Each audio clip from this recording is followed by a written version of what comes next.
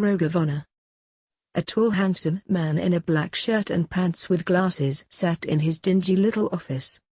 He was scribbling on papers with some skill with a black quill and ink. He stopped when he heard his son Lance arguing with his assistant outside the office loudly. "Go away, necromancer, he's working." Blake Alexander heard his assistant shouting.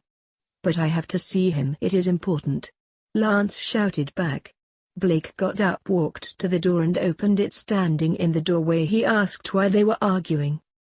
"He wanted to disturb you from your important work, Dante," Blake's assistant said. Lance glared at Dante.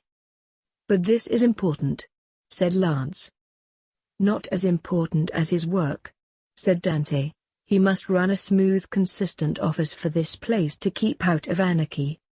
"Dante takes my job more seriously than I do." "What is wrong, boy?" said Blake. "Someone tried to assassinate the King of the Earth," said Lance. "They did? How is Granddad?" asked Blake, worried. "He's alive." "He was lucky he was just winged," Lance said. "I told him it was not important." "Nobody died," Dante said. "So it was not important," said Blake. "The Emperor of the Grim Reapers and the Underworld among other things." "Where is he?" asked Blake. "Charing Cross Hospital under police guard." "That is not all I came to say. Fate has decreed that I am to kill the assassin," said Lance. "Oh? Do we know who they are?" asked Blake curiously. "That's the problem, we don't," said Lance sadly. "We'd better go see my granddad and find out how he is and what he knows," Blake said. "No, you have work to do, Blake," said Dante. "No, I have to see the King of the Earth," said Blake, standing up to Dante, who was a bit of a pen pusher and took Blake's job too seriously. "What's so important about the King of the Earth?" said Dante, who didn't know the King of the Earth's secret. The man known as the King of the Earth was in reality more than that. He was not really Fred Alexander, a lowly planetary king.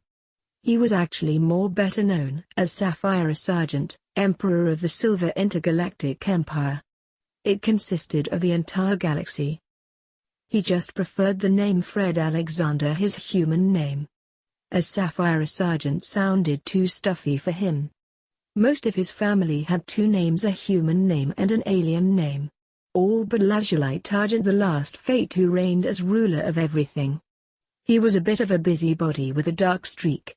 He made Lance play avenging angel, killing bad guys. The police saw him as a mad serial killer, as did Blake. He was not mad, just misguided, and Blake knew it. Lazulite went by his lofty surname Argent. "Let's go see the king now," said Blake. "Beat you there," said Lance, disappearing into thin air, followed by his dad, who disappeared too, leaving one angry Dante alone. Blake and Lance appeared at the reception desk of the hospital. "What do you want, Dr. Death?" A man Blake knew only too well said he was an orderly. "No, not you. Where is the receptionist?" said Blake, rolling his eyes. "On a break, I'm filling in," said the rude orderly. "Okay. Where is Frederick Alexander's room?" asked Blake. "You aren't needed there. He's alive," said the orderly curtly. "I know, I came to see him. He is my grandfather," said Blake. "He can't be, he's as old as you are," said the orderly. "No. We just look young for our age," Blake said. "And I suppose he's your son then?" said the orderly, pointing at Lance, who looked 25 too. "As a matter of fact he is," said Blake. "Yeah, right, pull the other leg, it's a corpse," said the orderly. "Oh. Never mind, just tell me where Fred is," huffed Blake.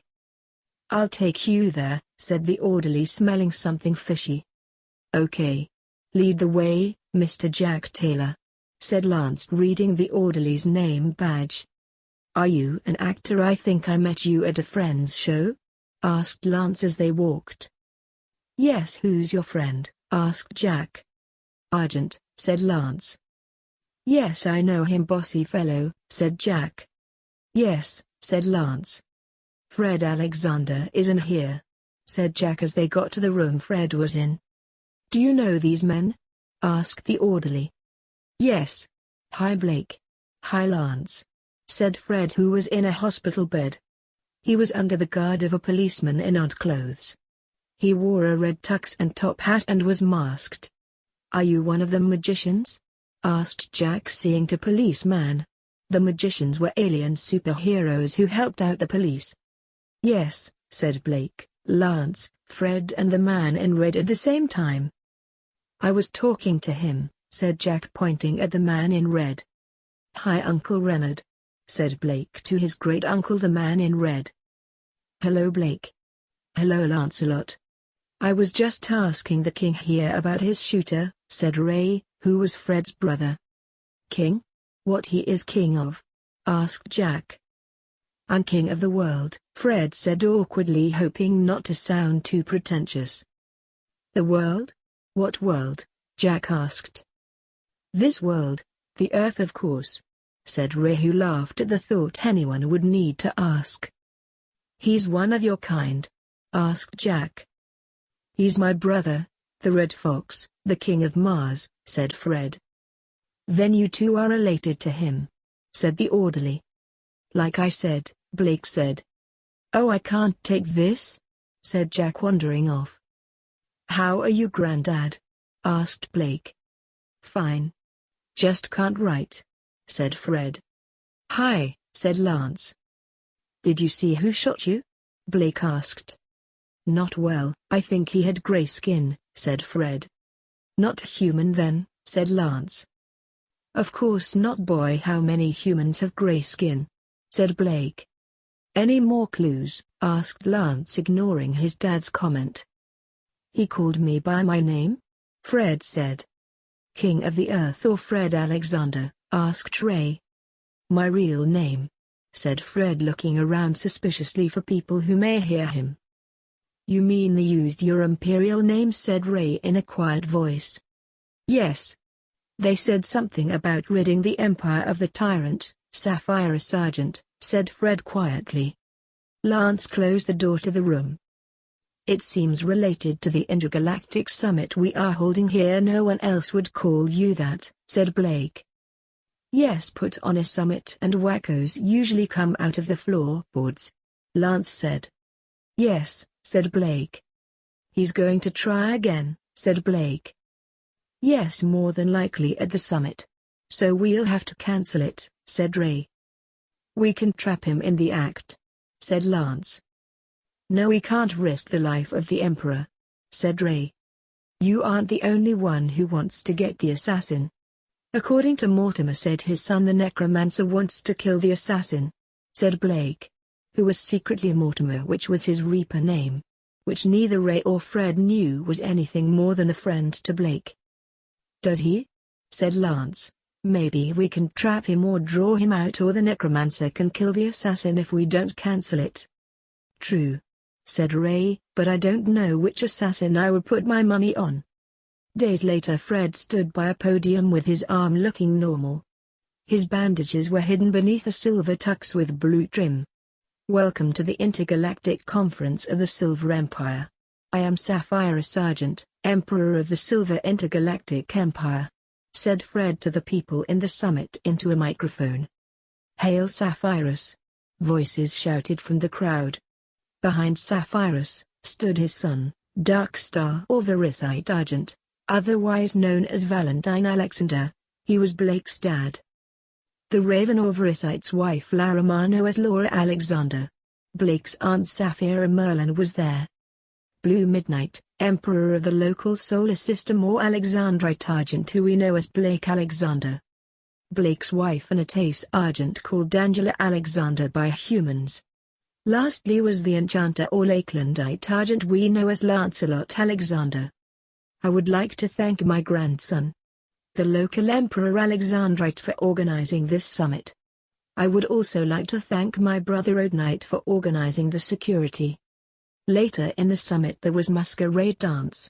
Lance wandered around looking for suspicious characters and actions. While he was looking around he found two suspicious characters. They were his niece Astra Sapphira Starfire and her husband Maximilian or Marcusite Starfire. They were the Vampire King and Queen. Lance raised Astra when her parents were murdered. He was like a father to her. "Hi Lance, have you found him yet?" asked Max, who like his wife knew Lance and Blake were Mortimer and the necromancer. "Not yet, the night is still young. You are the most suspicious people I met here," said Lance. "No one more suspicious than little Ildus?" joked Astra. Lance wandered off, leaving them to themselves. Astra, queen of vampires, went to a masquerade. Opportunist, she was with her husband Max, the king. They danced all night, then they got people alone and they took a little drink. She savored the taste of the blood she drank. She drank it in a wine glass in her black gloved hand. Her gloves were of fishnet lace, her hands bejeweled. Her husband stood admiring her long black dresses, her dress, and her Gothic beauty. Her mask, a black lace mask, fit tight on her finely chiseled face. Max told a joke. She laughed and cried. She laughed too much. She, flirting with silence, bit her fingertips. They danced like newlyweds, enjoying the dance and each other's company. Their eyes never left each other. It was as if nothing else mattered, their hearts in their mouths. The world felt like as if it was theirs alone. They took joy in each other's touch and movements and the other's loving glance. The world was lost. All that existed was the music and the magical moment which lasted till the dawn's light peeked in and the moment was gone. Back to Lance. He was still wandering around when his father walked over to him. "Hi boy, have you seen anything suspicious?" said Blake. "Hi Dad, the only suspicious thing I've seen is vampires.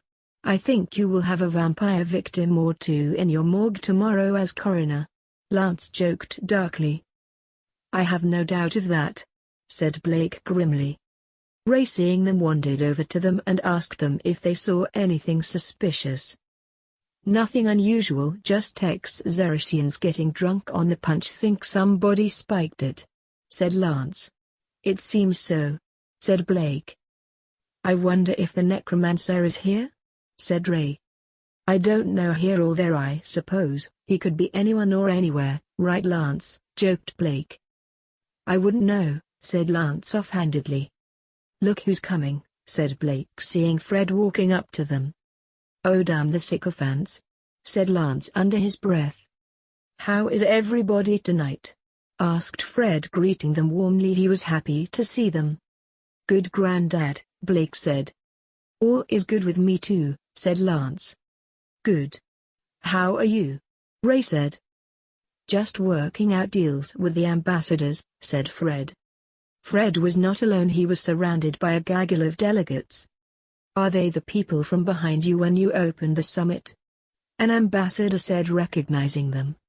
"This is my grandson, the emperor of this solar system, Blue Midnight, and the enchanter. He is his eldest son, and he is my brother Road Knight, the Martian king," said Fred to his followers. "Alexandrite Argent, and your son Heel Lakelandite Argent. Your other son Chrysopres, the timekeeper, is amazing. Please tell me what happened to your daughter? I have heard a lot about your family, Alexandrite." A grey ex-Xerasian alien said, shaking Blake's arm, not quite getting the greeting of handshaking right. "Nice to meet you," said Blake, smiling charmingly. He ignored the mistake and the reference to his murdered daughter, which was still raw even 20 years later. Lance smiled. "Kakna Snanish," Lance said to the alien in its own language, roughly translating as "Good evening, I have to go, see you around," and walked away to look for something out of place that was just a sycophantic ambassador. He was no trouble, just a pain in the neck to Lance, who despised sycophants more than pen pushers. He had no time for either of them. He knew sycophants annoyed his father as much as he did, but he could take it because he was a pen pusher. A teenage girl walked up to him. "This is the most boring party I've ever seen," said the teenager. "This is a political party, Chrysabril. It is meant to be boring," Lance said. "Stop using my real name, call me Christine," said Chrysabril. "Sorry Christine. Have you seen anything strange tonight?" Lance asked her. She was his daughter and apprentice. She had been looking for suspicious things there at the masquerade. Oh yeah, I saw Astra and Max